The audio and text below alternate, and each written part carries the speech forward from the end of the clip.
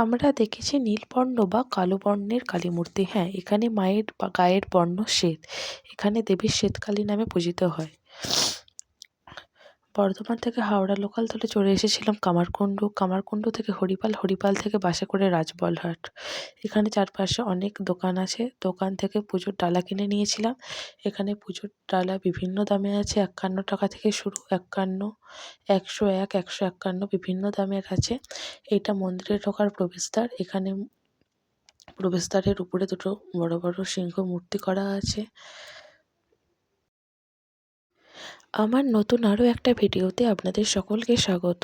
তো আজকে আমি দেখাবো রাজবলহাটের মন্দির আর রাজবল্লভী মায়ের মন্দিরের ইতিহাস। তো ভিডিওটা শুরু করা যাক।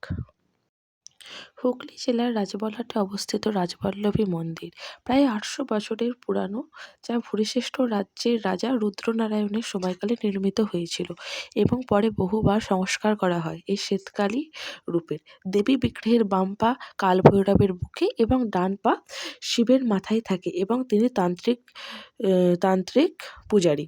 দেবী রাজবল্লভীর নাম থেকে গ্রামের নামকরণ করা হয়েছে, যা এক সময় ভুরিশ্রেষ্ঠ রাজ্যের রাজধানী ছিল।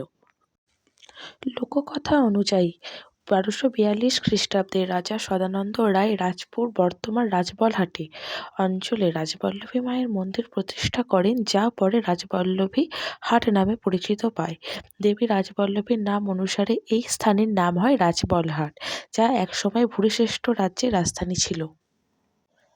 বর্তমান মন্দিরটি ষোড়শ শতাব্দীতে রাজা রুদ্রনারায়ণ নির্মাণ করেন এবং পরে এর আমূল সংস্কার করা হয়। বিশেষত ১৩৪০ বঙ্গাব্দে নাট মন্দিরটি ১৩৪৬ বঙ্গাব্দে তৈরি হয়।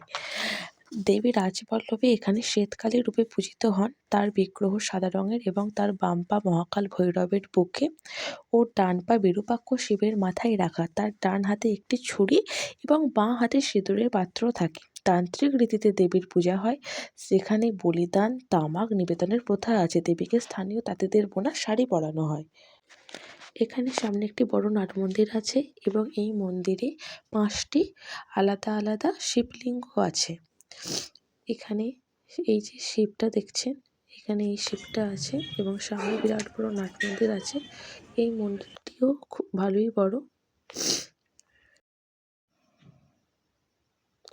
মন্দিরের সামনে একটা বড় পুকুর আছে। এটা হলো মন্দিরের ভোগ খাওয়ার কুপন, যেটা ৪০ টাকায় পেয়ে যাবেন।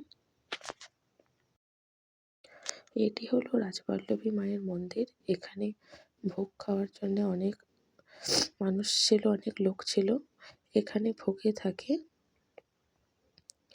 ভাত, মসুর ডাল আর শাক দিয়ে, মাছ দিয়ে একটা ঘন্ট থাকে আর থাকে পায়েস।